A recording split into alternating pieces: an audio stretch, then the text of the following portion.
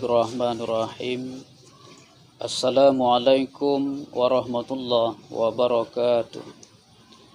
Alhamdulillahilladzi faqahana wa lisuluki syara'ihi nabbahana. Allamana subhanahu bil qalami falla wa manna minhu ma lam na'lami. Bersyukur kita kepada Allah dengan ucapan alhamdulillahi rabbil alamin. Bersalawat kita kepada Rasulullah sallallahu alaihi wasallam. Allahumma salli wa sallim wa barik alaihi. Pemirsa yang dirahmati dan dimuliakan Allah Subhanahu wa taala. Kembali kita lanjutkan pembahasan kita buku 100 sunnah Nabi sallallahu alaihi wasallam dalam kehidupan. Pada kesempatan ini kita akan membahas sunnah yang kedua daripada sunnah-sunnah Rasulullah sallallahu alaihi wasallam. Sunnah yang kedua daripada sunnah-sunnah Rasulullah sallallahu alaihi wasallam membaca Al-Ikhlas dan Al-Mu'awwizatain sebelum tidur. Apa kata Rasulullah sallallahu alaihi wasallam dalam hadis riwayat Bukhari? Hadis yang bersumber daripada Aisyah, anna Nabiy sallallahu alaihi wasallam kana idza awa ila firashihi kulla lailah jama'a kaffaihi thumma nafatha fihima faqara'a fihima qul huwallahu ahad wa qul a'udzu birabbil falaq wa qul a'udzu birabbin nas thumma yamsahu bihima mastata'a min jasadihi yabda'u bihima ala ra'sihi wa wajhihi wa ma aqbala min jasadihi yaf'alu dzalika thalatha marrat. Nabi sallallahu alaihi wasallam bersabda, kata Aisyah, ketika berada di tempat tidur di setiap malam, Rasulullah mengumpulkan kedua telapak tangannya, lalu kedua telapak tangan tersebut ditiup dan dibacakan qul huwallahu ahad, qul a'udzu birabbil falaq, qul a'udzu birabbin nas. Kemudian beliau mengusapkan kedua telapak tangan tadi pada anggota tubuh yang mampu dijangkau mulai daripada kepala, wajah, dan tubuh bagian depan. Beliau melakukan yang demikian sebanyak 3 kali. Hadis riwayat Imam Al-Bukhari. Menarik sekali pemirsa yang dirahmati dan dimuliakan Allah Subhanahu wa taala.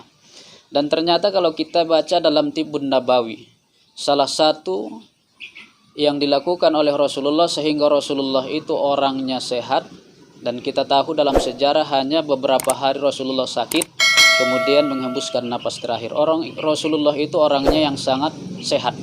Salah satu yang diamalkan Rasulullah adalah ternyata ketika Rasulullah mau tidur, beliau membacakan surah Al-Ikhlas dan Al-Mu'awwizatain. Pertama Rasulullah bacakan qul huwallahu ahad Allahus samad sampai akhir. Lalu dibaca oleh Rasulullah qul a'udzu birabbil falaq sampai akhir. Kemudian Rasul baca qul a'udzu birabbin nas sampai akhir. Kemudian Rasulullah tiupkan ke tangan. Lalu disapukan dari kepala, wajah, tubuh bagian depan, dan bagian tubuh yang mana saja dapat dijangkau, dan itu Rasul lakukan sebanyak 3 kali.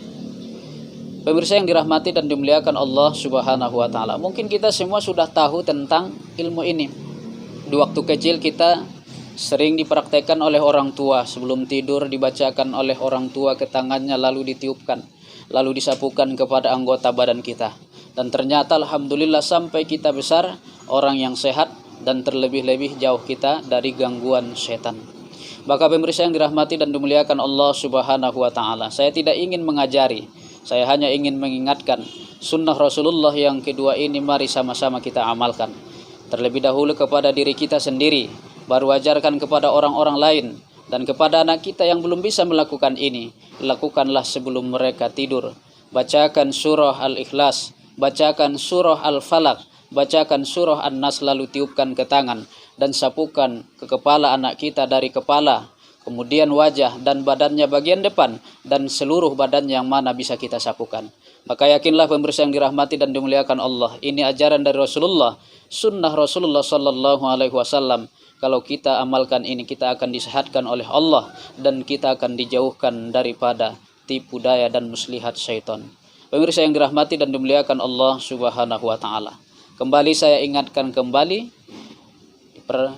Di video sebelumnya sudah dijelaskan bahwa ketika kita mengamalkan sunnah Rasulullah, lalu kita ajarkan kepada orang lain mengamalkan sunnah itu, maka kita akan mendapatkan pahala sebagaimana yang didapatkan oleh orang yang mengamalkan tersebut tanpa dikurangi pahalanya.